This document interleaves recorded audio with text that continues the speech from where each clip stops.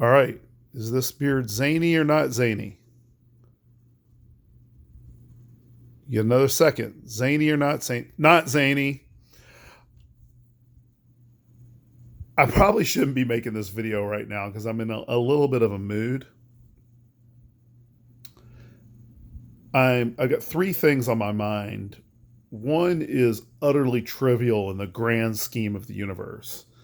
But it's one of those little things that even though it doesn't matter, it nags at you and you've turned it into something bigger than what it deserves to be. You know what I mean? Ugh. The other two are important. Uh, One is dealing with that. I'll get to it, and I can't talk too much about it.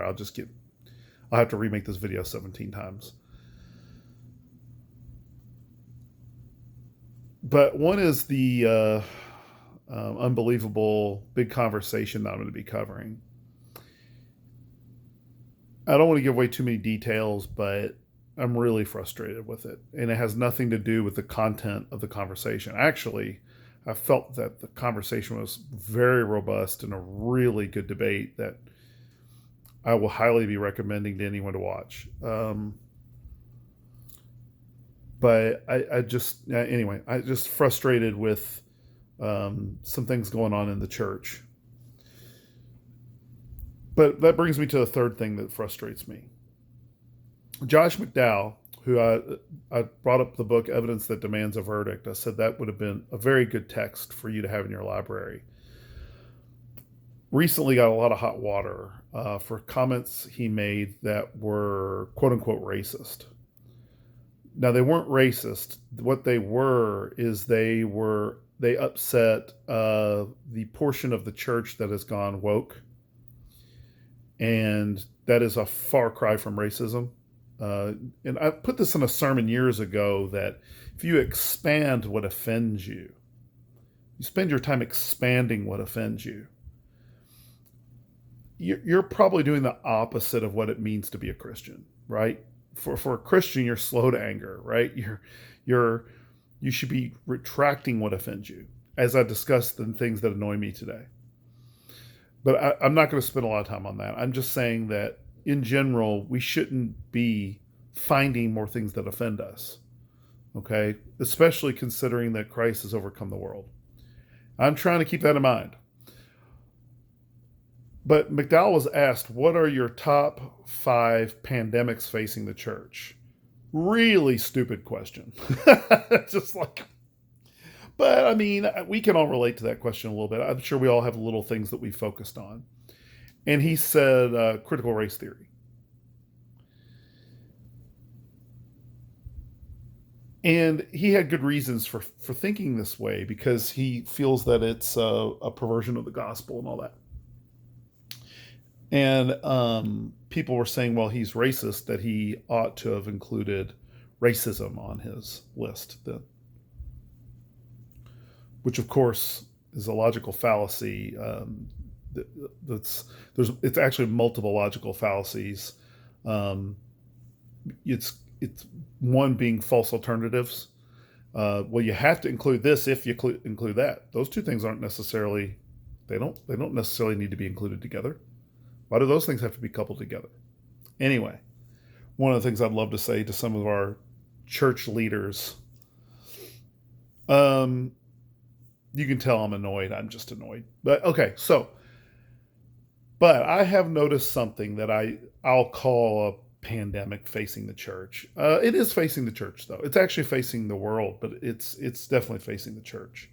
It's a worldwide problem, and I as I was watching this unbelievable broadcast, I was just shaking my head the whole time because I've dealt with this over and over. So let me ask you a question.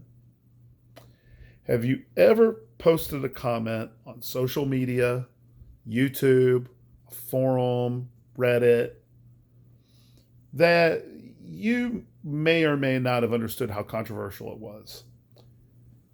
And when you get feedback on it, it is like radically off from your intentions. Nothing like what you actually intended to say. Absolutely nothing like it. And you look and you read and you're like, did they even read what I put? I have had so many debates in the comment section on YouTube where I have to explain to the person that they have to learn how to pay attention because they don't know how to even read almost. Look, I make my mistakes. I just noticed the other day that all of my sermon summaries aren't feeling so summary. They're supposed to be summarily understood. They're supposed to be summaries, not summaries, right? I'm not above it.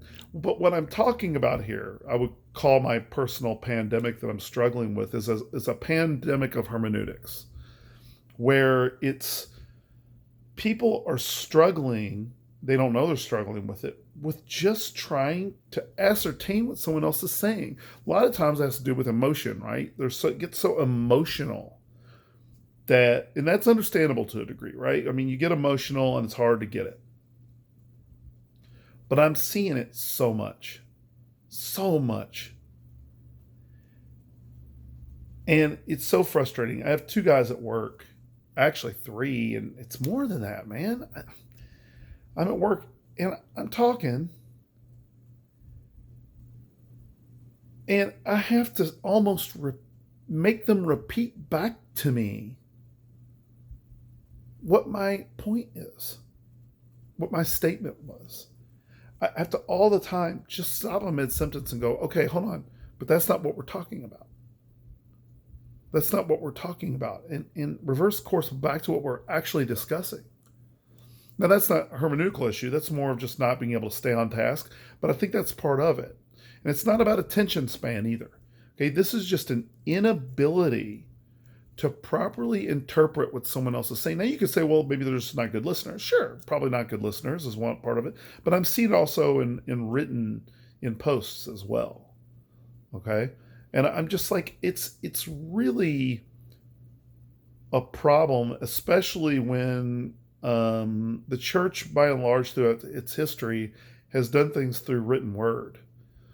And we really want people ultimately to read the Bible, right? I would like to see that.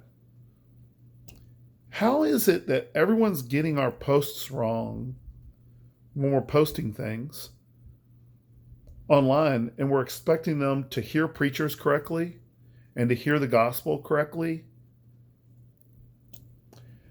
So I chose that as my personal, as silly as it sounds, pandemic facing the church, is that it's really frustrating, unfortunately, that we're living in times where people just, maybe it's always been this way, to be honest, but where people just can't read a paragraph and understand it before they respond. Wow, it really makes me sound old, doesn't it? Oh well.